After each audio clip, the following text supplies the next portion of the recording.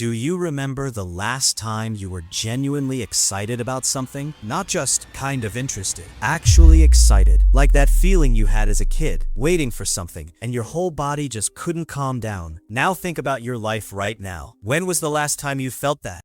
Yeah, that silence, that pause you just took, that's exactly what this video is about. Here's something nobody talks about. You wake up. You grab your phone before you even open your eyes properly. You scroll, you watch, you consume, hours pass, and somehow you feel emptier than before you started. You open Netflix, spend 25 minutes choosing something to watch, finally pick something, and then you're not even really watching it. You're just there. You make plans with friends, and honestly, part of you is already hoping they cancel. Not because you don't love them, but because even the thought of being present, genuinely present, feels exhausting. You sit down to do something you used to love. Drawing, gaming, writing, music, whatever it was for you, and you just can't get into it. It doesn't feel the same anymore. And the worst part, you don't even know why. So you tell yourself, maybe I'm just tired. Maybe I need a break. Maybe tomorrow will be different. But tomorrow comes and nothing changes. And slowly, quietly, this terrifying thought starts creeping in. What if I just can't feel things the way I used to? Here's what's actually happening inside your brain. And no, it's not depression. It's not laziness. It's something much more subtle, and honestly, much more dangerous. Your brain has a chemical called dopamine. Most people think dopamine is about pleasure, but that's not quite right. Dopamine is actually about anticipation, about wanting, about the chase. It's the feeling right before something good happens, that rush before you open a gift, the excitement before a first date, the nervousness before something you've been waiting for. That is dopamine doing its thing. Now here's where it gets uncomfortable. Every time you scroll social media, your brain gets a tiny hit of dopamine. A new post, a new notification, a new video, a new face. It's random, it's unpredictable, and unpredictable rewards, they are the most addictive thing on earth. That's actually why slot machines work. Same psychology. It was literally designed the same way. The infinite scroll, the autoplay, the red notification badge. These aren't accidents. They were engineered to keep you coming back. So what happens when your brain gets hundreds of tiny dopamine hits every single day? It adapts. Your brain starts raising the bar. It becomes harder and harder to feel stimulated. Things that used to feel exciting now feel flat. A movie feels boring. A meal feels just okay. A conversation feels like effort. But that Instagram reel, that TikTok, still hits. Because it's fast, it's new, it's effortless stimulation. And this is the trap nobody warns you about. Your brain isn't broken. It's just been recalibrated to a level of stimulation that real life simply cannot compete with. Real life is slow, quiet, uncertain, requires patience. Your brain has been trained to expect instant, constant, effortless. And that gap between what your brain now expects and what real life can give you, let me paint a picture. You're 16, it's a Friday night, your friends are coming over. You spend the whole week looking forward to it, counting down days, planning what to eat, what to watch, what to talk about. That Friday arrives, and it genuinely feels like something. Now fast forward to today, same scenario. Friends coming over, and you're lying there thinking, I kind of just want to be alone. Not because you hate your friends, but because your nervous system is already overstimulated. You've been consuming content all day. Your brain has been bombarded with emotions, information, opinions, aesthetics, drama, and it hasn't had a single moment of stillness. So by the time real life shows up, you've got nothing left to give it. You're emotionally bankrupt. And here's something even harder to admit. Sometimes you'll be sitting in a genuinely beautiful moment, a sunset, a birthday, a quiet evening with someone you love, and instead of being there, you're thinking about what to post, or wishing you could scroll, or feeling this weird, nagging restlessness, like you're not really in your own life, like you're watching it from somewhere slightly outside of yourself. Viktor Frankl, a psychiatrist who survived the Holocaust, wrote something that feels almost designed for this generation. He said that the primary source of human suffering in modern times isn't pain, it's meaninglessness. The feeling that nothing really matters, that nothing is worth fully showing up for, and that's exactly where the numbness leads. But here's the thing most people get completely wrong. They think the solution is to do more, plan more, experience more, chase more novelty. New city, new person, new hobby, new phone. And for a second, yeah, it works. That dopamine spike hits, but then it fades, and you're back to the same emptiness, just in a new location. Because the problem was never that your life isn't exciting enough. The problem is that your brain lost the ability to notice excitement. There's a difference. And if you watched our previous video, 5 things smart people never do, you already know that one of the most powerful things intelligent people protect is their attention. Not their time, their attention. Because attention is what transforms ordinary moments into meaningful ones. When you lose your attention to a screen, you're not just losing time, you're losing your capacity to feel. I want you to think about something. The moments in your life that felt the most alive, were they moments of maximum entertainment, or were they moments of full presence? A real conversation that went until 3 a.m. A moment in nature that just stopped you. A song you heard at the exact right time. A hug that felt like someone actually understood you. None of those were designed by an algorithm. None of them were fast or optimized or effortless. They required you to show up, and somewhere inside you, underneath all the scrolling, the numbness, the exhaustion, there's still a version of you that wants to show up, that still wants to feel things. Carl Jung said something that has always stayed with me. The most terrifying thing is to accept oneself completely. And maybe that's part of this too. Maybe the scrolling isn't just boredom. Maybe it's avoidance, because feeling things, real things, requires you to sit with yourself. And sitting with yourself in this world, in this generation, that's actually one of the hardest things you can do. Here's what I want you to take from this. You're not broken. You're not lazy. You're not emotionally dead. You are overstimulated. And there is a massive difference. Your brain still knows how to feel joy, how to feel wonder, how to feel alive. It just needs quieter inputs for longer than feels comfortable. Not forever, not some extreme digital detox that lasts 3 days and makes you feel worse. Just a little more space. A walk without headphones. A meal without your phone face down beside you. A morning where the first thing you touch isn't a screen. 5 minutes of doing absolutely nothing and letting your brain breathe. It feels boring at first. Genuinely boring. Even uncomfortable. But that discomfort, that's your brain recalibrating. That's the numbness slowly starting to lift. And slowly,